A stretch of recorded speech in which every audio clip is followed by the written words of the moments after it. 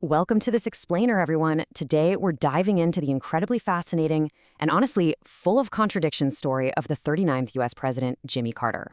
We're going to clinically deconstruct a leader who lived through some truly agonizing political defeats, but also achieved absolutely unparalleled triumphs on the global stage. We'll be relying on hard facts and data to reconstruct exactly how his unique legacy took shape. Here's our roadmap for today. We're tracing Carter's life in 3 acts, starting with his rise in Georgia, moving through the intense crucible of his presidency, including his pioneering energy policy, Camp David, and the Iran hostage crisis, and wrapping up with his incredible global humanitarian legacy. Now, right off the bat, there is this sheer historical contradiction that we have to address. On one side, you've got a stinging 1980 electoral defeat to Ronald Reagan. Carter secured a measly 49 electoral votes, a completely crushing landslide rejection by the American public. But then on the flip side, jump to 2002, and this exact same man is awarded the Nobel Peace Prize for unprecedented humanitarian work. It absolutely begs the question, right? How does one leader experience such a bitter political rejection only to achieve a monumental global triumph decades later? Okay, let's start with Act 1, the rise in Georgia, from a rural farm to the New South. Think back to a young Jimmy Carter on his 350-acre family farm in Archery, Georgia, riding around on his pony, Lady.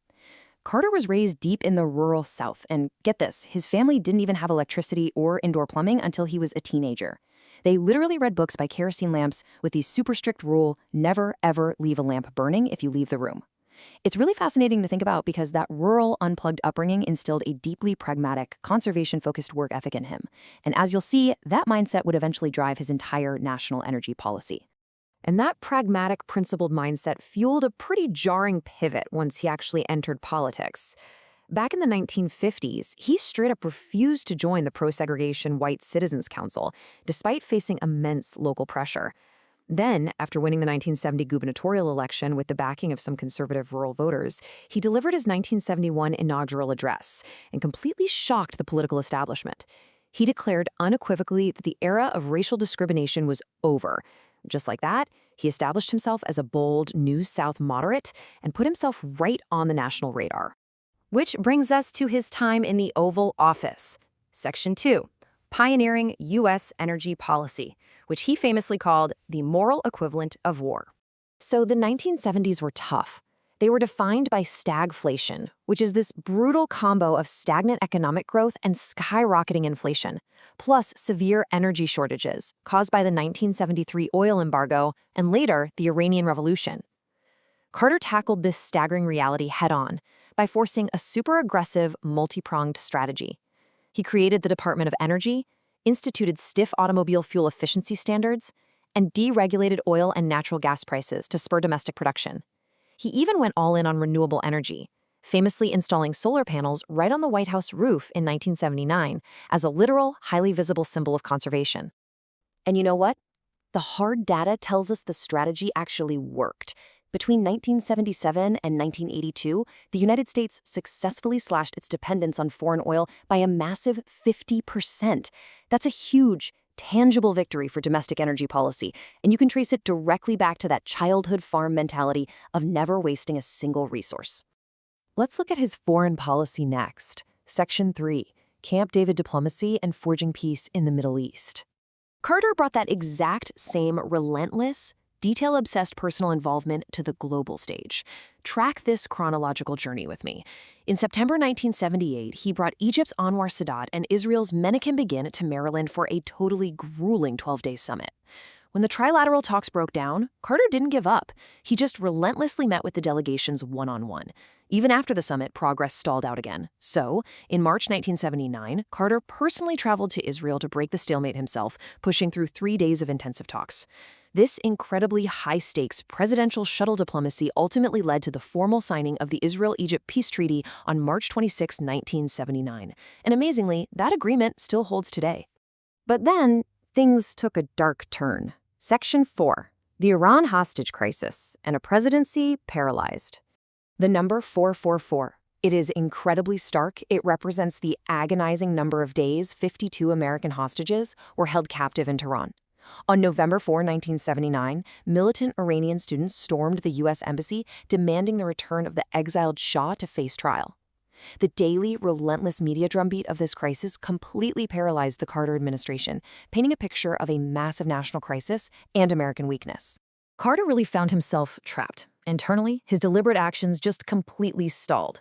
Diplomatic negotiations went nowhere, freezing Iranian assets did nothing, and then in April 1980, Operation Eagle Claw, a high-risk military rescue, ended in absolute tragedy with the deaths of 8 American servicemen. Meanwhile, the external pressures were just mounting heavily against him. Ronald Reagan won the 1980 election, promising a much tougher stance. The Iran-Iraq War broke out, causing Iran to desperately need their frozen assets. And the Shah died in Egypt, completely wiping out the students' main demand.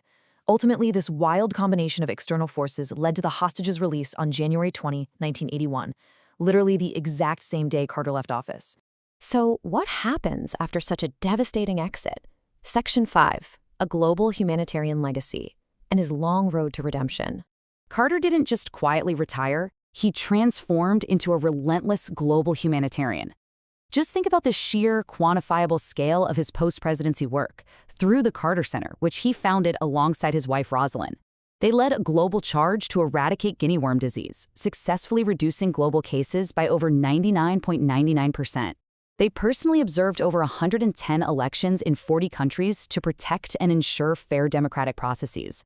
Alongside more than 103,000 volunteers, the Carters helped build or renovate 4,331 homes for Habitat for Humanity.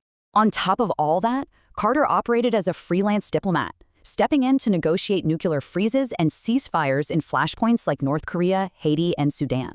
And ultimately, the global community recognized this incredible, lifelong adherence to principle over politics. In 2002, he was awarded the Nobel Peace Prize. The citation specifically highlighted his untiring effort to find peaceful solutions and advance human rights. It perfectly validates that moral framework that guided him from his earliest days, refusing to support segregation in Georgia, all the way through his post-presidency. It was a monumental vindication, decades after his time in the Oval Office ended. So as we wrap up this explainer, we are left with a truly fascinating question to ponder. Is a presidency ultimately defined by the immediate, brutal fallout of an election, or by the slow, enduring footprint of its legacy? We've looked at the electoral maps and the post-presidential metrics. Yes, Carter's time in office was marred by stagflation and a paralyzing hostage crisis, leading to swift defeat. But his energy policies drastically cut foreign oil dependence, his Camp David Accords forged lasting Middle East peace, and his decades of humanitarian work literally reshaped global health and democracy. Thanks for joining me today, and keep questioning the history behind the headlines.